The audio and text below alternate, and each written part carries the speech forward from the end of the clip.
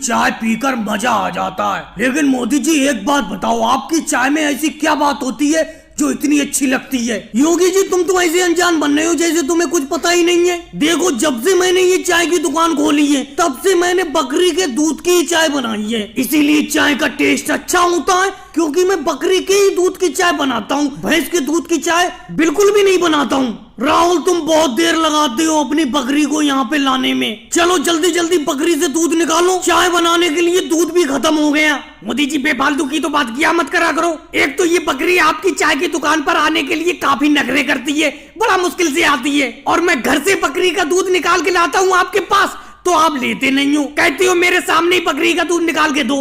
राहुल तुम भी बेफालतू की बात मत किया करो। तुम जब भी बकरी का दूध घर से लाती हो बिल्कुल पतला दूध होता है, और जब मेरे सामने यहाँ पे बकरी का दूध निकालते हो तो बिल्कुल गाढ़ा दूध होता है। अभी देखो तुम्हारे सामने ही योगी जी मेरी चाय की तारीफ भी कर रहे थे। यही दूध अगर तुम घर से बकरी का निकाल के लाए होते तो पानी मिला के लाए होते और चाय में इतना मजा होता नहीं। मेरे यहाँ पर बहुत बहुत दूर से लोग चाय पीने के लिए आते हैं। अगर मैं इस बकरी के दूध के खरे पैसे देता हूँ तो खरा दूध भी तो लूंगा, मतलब प्योर दूध लूंगा मैं। मोदी जी आपको बहम लगता है बेफालतू का, मैं घर से कोई पानी मिला के लाता हूँ दूध में, और खरा पैसा क्या क्या अलग से मुझे पैसे दे रहे हो? अलग से दे नहीं रहा हूँ पैसे, बकरी का दूध गांव में सब लोग 100 रुपए लीटर बेच रहे हैं और मैं तुम्हारी बकरी का दूध 150 रुपए लीटर लेता हूँ। मोदी जी वाकई में आप प्योर दूध की चाय बनाते हो। अरे भैंस की दूध की चाय तो सभी लोग बेचते हैं, लेकिन बकरी के दूध की चाय बहुत ही कम लोग बेचते हैं। अखिलेश बहुत कम लोग नहीं बेचते हैं, मैं ही बकरी के दूध की चाय बेचता हूँ क्योंकि बकरी का दूध मिलना बड़ा मुश्किल होता है।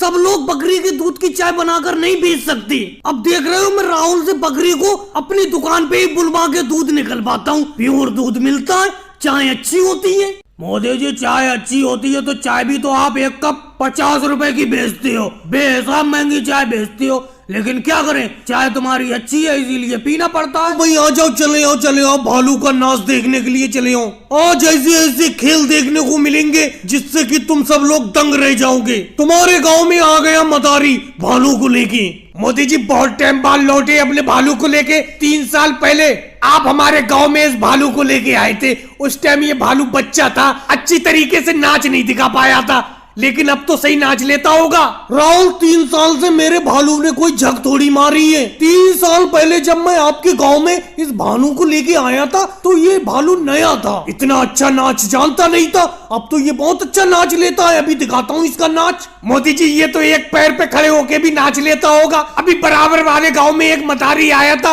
उसने भालू का नाच दिखाया था तो उसका भालू एक पैर पे खड़े होके नाचा था। भाई साहब ये तो एक पैर पे अभी खड़ा होके नहीं नाच पाता है, इसे मैं एक पैर पे नचाना अभी सिखा रहा हूँ। और लालू जी आप मेरे पीछे कैसे खड़े हुए हो, सामने को आओ। मैं इस गांव में भालू का नाच दिखाने के लिए कम से कम 20 साल से आ रहा हूँ और तुम हर साल पीछे ही खड़े होते हो, बताओ तो। और मेरा भालू का नाच देखने के लिए भी जरूर आते हो। देखो मोदी जी साफ साफ बताओ, मुझे भालू का नाच देखना बहुत पसंद है, लेकिन मुझे भालू से डर भी बहुत लगता है, इसीलिए पीछे खड़े होकर नाच देखता हूँ। मोदी जी आप तो कह रहे थे कि 3 साल में आपने भालू को बहुत अच्छा नाच दिखा दिया, ये तो सही तरीके से नाच ही नहीं रहा है। मुझे इसका नाच बिल्कुल पसंद नहीं आ रहा है, मैं तो जा रहा हूँ। हमें साजी बेफालतू की बात नहीं करते। मेरा भालू कोई एकदम थोड़ी नाचने लगेगा, थोड़ा वक्त लगेगा नाचने में। कुछ देर यहाँ पे रुको तो तुम तो आफत मचाए पड़े हो। मोदी जी कितनी देर रुके यहाँ पे, हमें तो खेत पे काम करने के लिए जाना है, आपको और कोई काम थोड़ी है।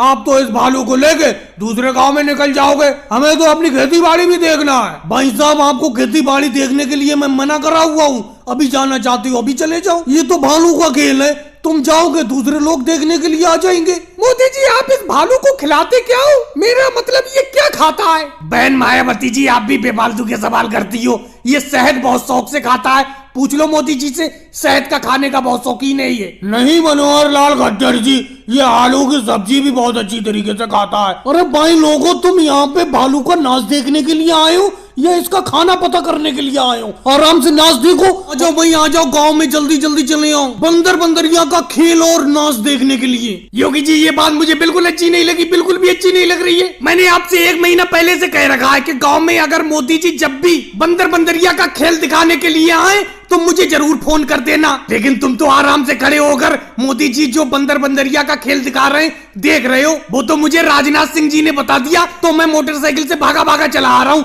नहीं तो मुझे पता ही नहीं चलता। वैसे योगी जी एक बात तो बताओ, कितनी देर हो गई मोदी जी को बंदर बंदरिया का खेल दिखाते हुए? राहुल तुम तो बेफालतू में चिंता कर रहे हो, मैं खुद अभी यहाँ पे आके ही खड़ा हुआ हूँ, अभी सही से खड़ा नहीं हुआ हूँ, अचानक तुम पीछे पीछे चले आए, मैं तुम्हें फोन करने ही वाला था। मोदी जी कितनी देर हो गई आपको इस बंदर बंदरिया का खेल दिखाते हुए? बस योगी जी अभी तो आया ही हूँ मैं, अभी तो सही तरीके से खेल शुरू भी नहीं हुआ है। खड़े कैसे हो, आराम से नीचे बैठ जाओ। मोदी जी बड़ा जल्दी आ गए इस बार आप गांव में बंदर बंदरिया लेके, क्योंकि अभी 6 महीने पहले तो आप आए थे, पहले आप साल भर में आते थे, अब तो इस साल में 2 बार आ गए। क्यों अखिलेश, मेरा बार बार आना तुम्हें पसंद नहीं है?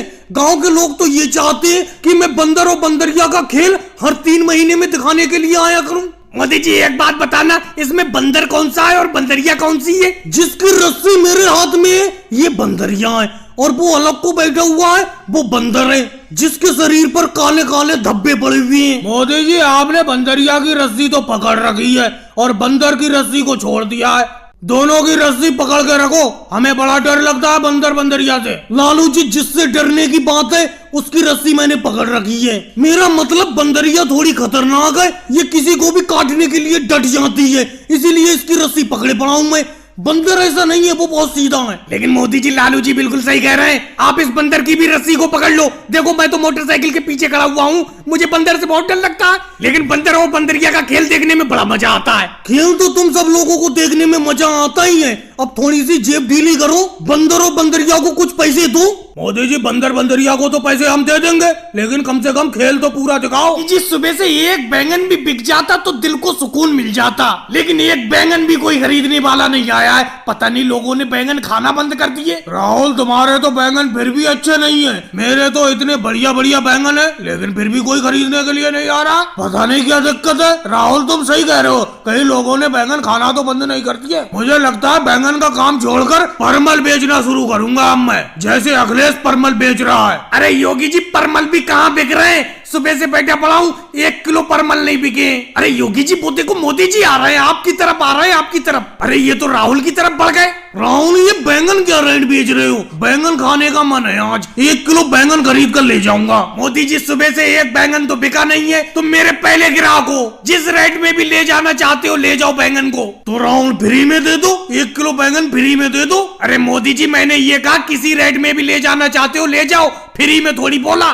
लेकिन राहुल एक बात बताना मुझे, साफ साफ बताना, तुम्हारे बैंगन काले बहुत हैं, जबकि बराबर में योगी जी बिल्कुल बैंगनी कलर के बैंगन बेच रहे हैं। अरे मोदी जी रंग पर मत जाओ, मैंने अपने बैंगन की खेती में उर्वरक का ज्यादा इस्तेमाल कर दिया था, इसीलिए रंग ज्यादा काला हो गया, लेकिन जितना ज्यादा बैंगन काला होता है उतना ही अच्छा खाने में होता है। मोदी जी इस राहुल की बातों में मत आओ, बैंगन तो यही बैंगनी वाला अच्छा है जो मैं बेच रहा हूँ, देखो कितना बढ़िया बैंगन है। लेकिन योगी जी बैंगन तो तुम्हारे अच्छे हैं, लेकिन हमेशा मैं सब्जी राहुल की दुकान से खरीदता हूँ। अरे मोदी जी कभी कभी परमल भी ले लिया करो, हम भी देखो परमल बेच रहे हैं। अखिलेश परमल की सब्जी खाने में मेरी कोई खास दिलचस्पी नहीं रहती है, हाँ अगर जिस दिन भी परमल खाने का मन होगा तो तुम्हारी दुकान पर चला आऊंगा। मुझे मालूम है तुमसे अच्छा परमल इस एरिया में कोई नहीं बेचता है, लेकिन बड़ी जान आफत में समझ में नहीं आ रहा है किसका बैंगन लूं, योगी जी का बैंगन लूं या राहुल का बैंगन खरीदूं। योगी जी का बैंगन थोड़ा अच्छा है, लेकिन राहुल से मैं परमानेंट सब्जी खरीदता हूँ, इसीलिए वो दाम भी कम लगाता है। ऐसा करता हूँ बैंगन आज खाऊंगा ही नहीं, अखिलेश परमल दे दो, आज परमली